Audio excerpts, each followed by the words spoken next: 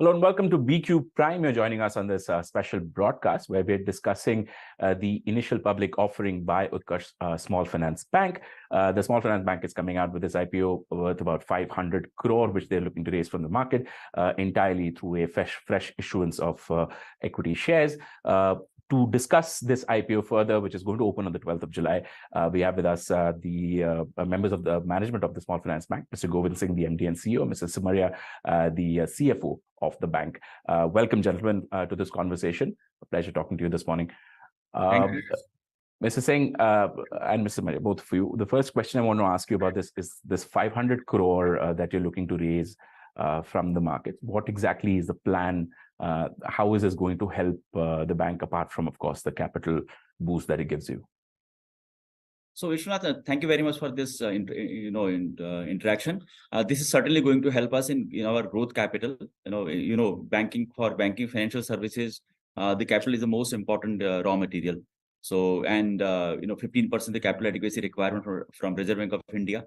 So we are around 20%, and we always intend to maintain that. So this additional capital will help us in our growth plans for next 15 to 18 months time.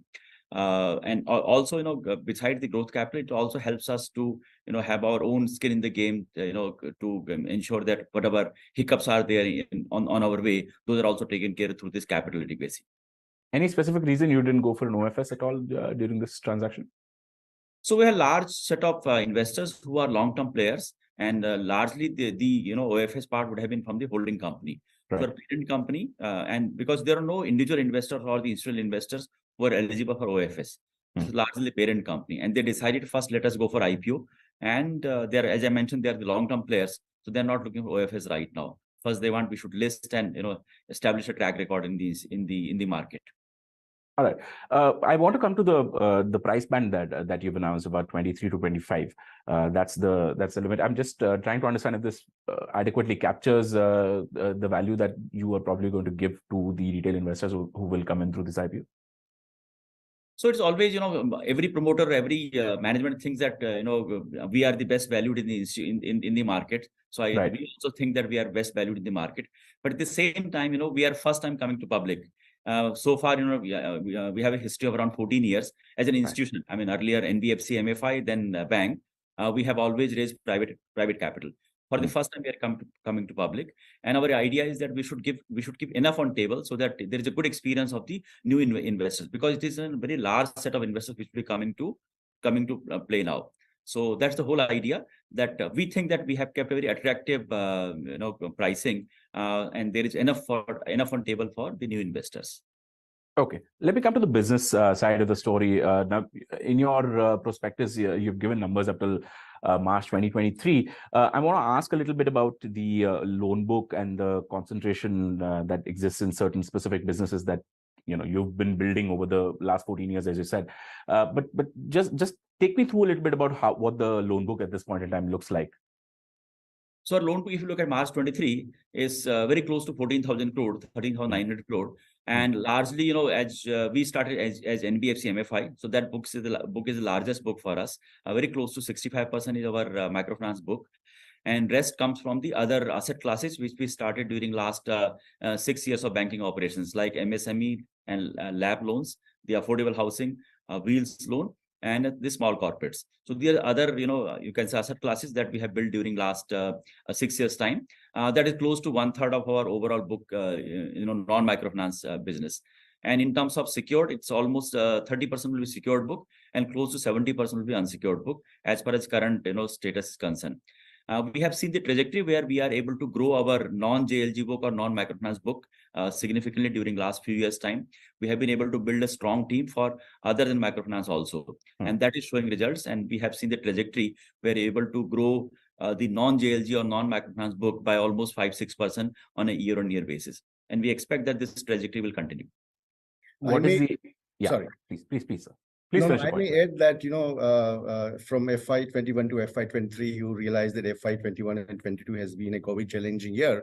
Correct. But we as a bank and our employees didn't hesitate to establish contact during this period. And our traction is about 28% CAGR during this period, which shows the resilience and our penetration to the underserved and unserved category of people. And this resilience is a joint resilience between our customers and the bank. Okay, sir. I just want to get into this GLG business a little bit more. So that's still the largest portion of your book. What is the right kind of ratio that you think we will serve your needs, your customers' needs, as well as have a more diversified loan book? So I'll break in two parts, Vishwanath. One is what is the right mix. So I mean, I'll not say that there is any right or wrong mix, because it's a journey, it's a trajectory. So gradually we'll think that the unsecured portion is coming down the way we have seen, and I think this trajectory will continue. And similarly, because other business has growing. So earlier we were having a single product company. So we are entire focus on one product. Now, after this period, we have a multiple products. So the growth of other verticals, because those are smaller base, the growth base for those is faster. So as I mentioned, there is no right or wrong mix, but we expect that this trajectory of a reduction in overall microfinance book and increase in the non-microfinance will continue. Having said so, JLG, because we are doing a 14 years and comparatively we have a bigger book size or larger book size, the growth rate for that has been lower than the other, other verticals. So we have seen around 15-20% is the growth rate for microfinance, whereas for the other verticals during last few years, we have seen 75-80% growth rate, mainly because of the, book size. The book size is very small. So that's the only reason. Otherwise, I think we are seeing a good, good growth in both. Our focus still remains on microfinance, because I think, as a small finance bank, also financial inclusion, and especially in the hinterland, we are able to serve more than 2.6 million customers. And I think that process will continue, going forward also. Okay. Coming to the regional concentration question now, in your prospectus, you've said that about 60% is coming just from UP and Bihar. And in the past, because of flooding in some of these areas, there has been an asset quality hit, profitability hit, I would say. But coming to this year now, we're again sort of, I know you can't give me a lot of forward-looking projections, but do you think that the impact of the current flooding in the northern parts of India could have any kind of problem for you as a lender? So again, as I mentioned, we are running this the JLG part, the microfinance loan part, for last 14 years.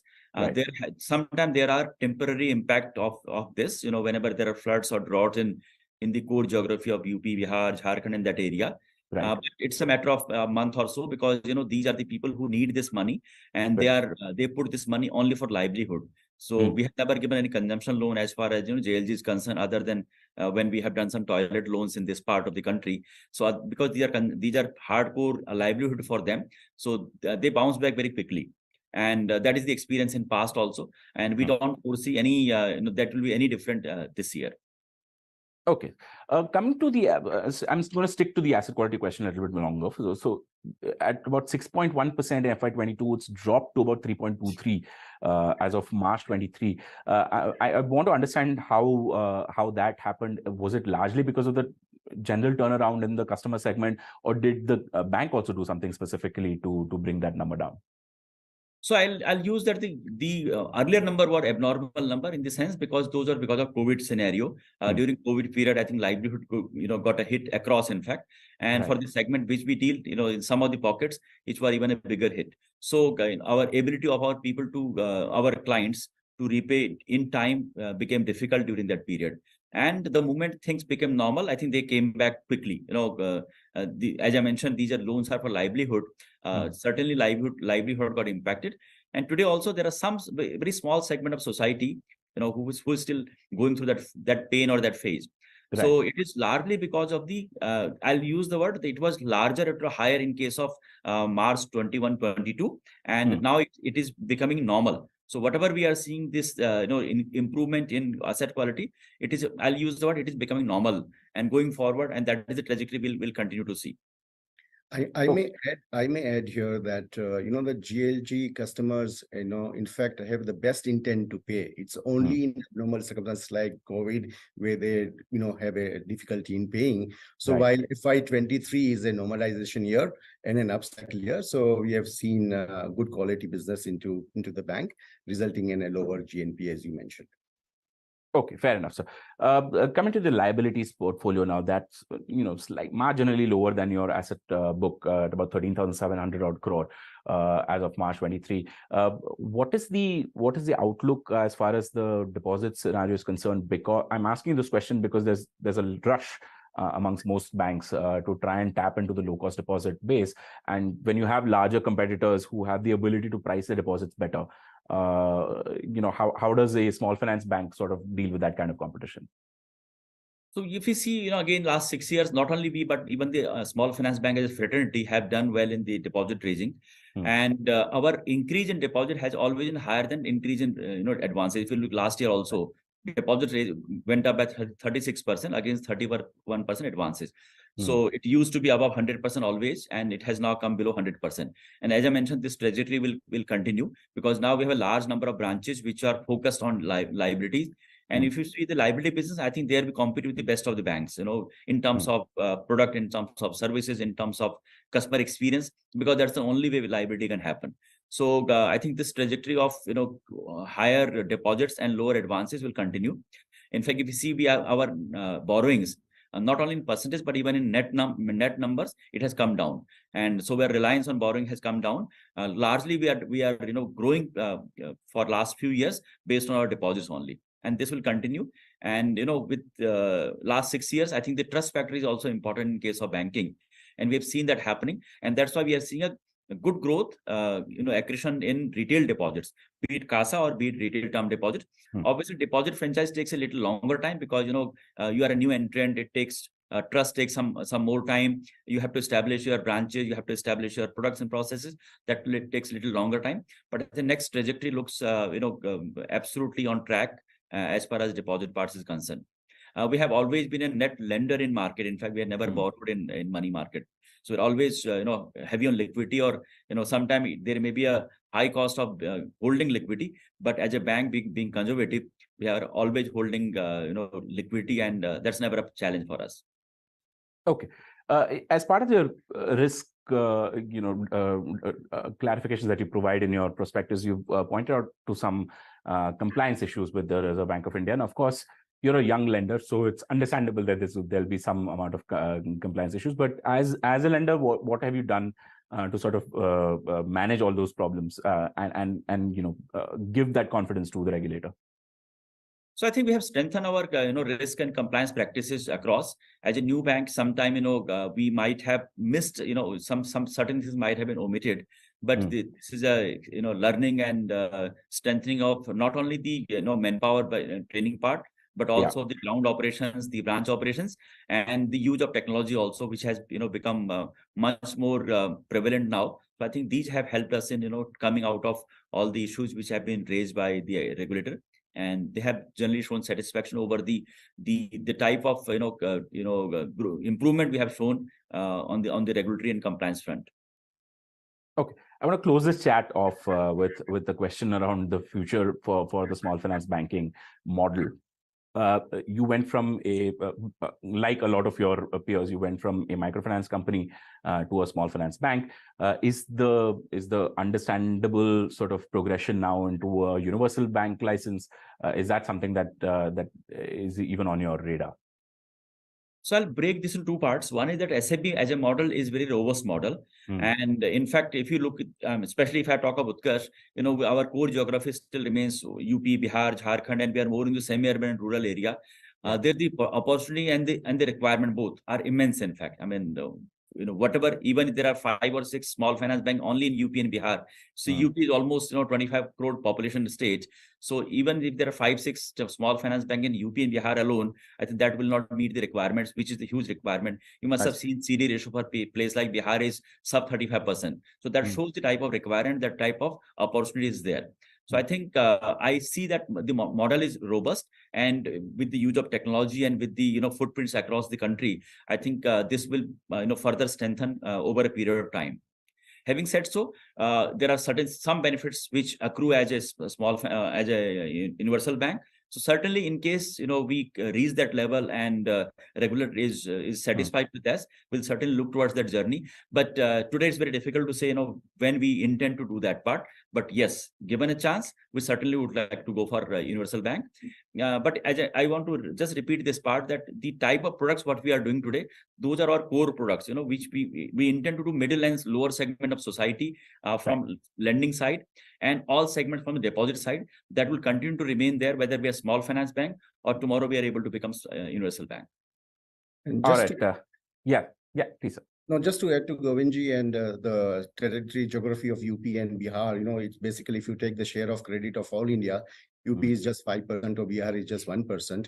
And with infrastructure and the economic growing and 27 to 28% of the population in these two geographies, we had an early advantage of penetration there because we started from there. So we believe that the trajectory of profitability and long growth lies there. Got that, sir. Got that. Thank you so much for saying, Mrs. Simaria, for joining us on this conversation. Thank you for having us. Thank you. Thank you. Thanks a lot. How do you make the most of the India opportunity as an investor? For that answer, all roads lead to BKC in Mumbai on the 13th of July. 3 big money managers describe the size of this opportunity. 2 of the largest mutual fund CIOs then tell you about the mega trends that they're investing in. Will the current capex cycle be similar to the one between 2003 and 2008? We get that answer from Sanjeev Sharma of ABB in a conversation with veteran investor Madhusudan Kela. And then we rounded off with 2 of the most prominent investing names talking about how to make the large bets and make it really big. All of this and more at the Trident Hotel in BKC on the 13th of July. Catch the action live on BQ Prime and NDTV.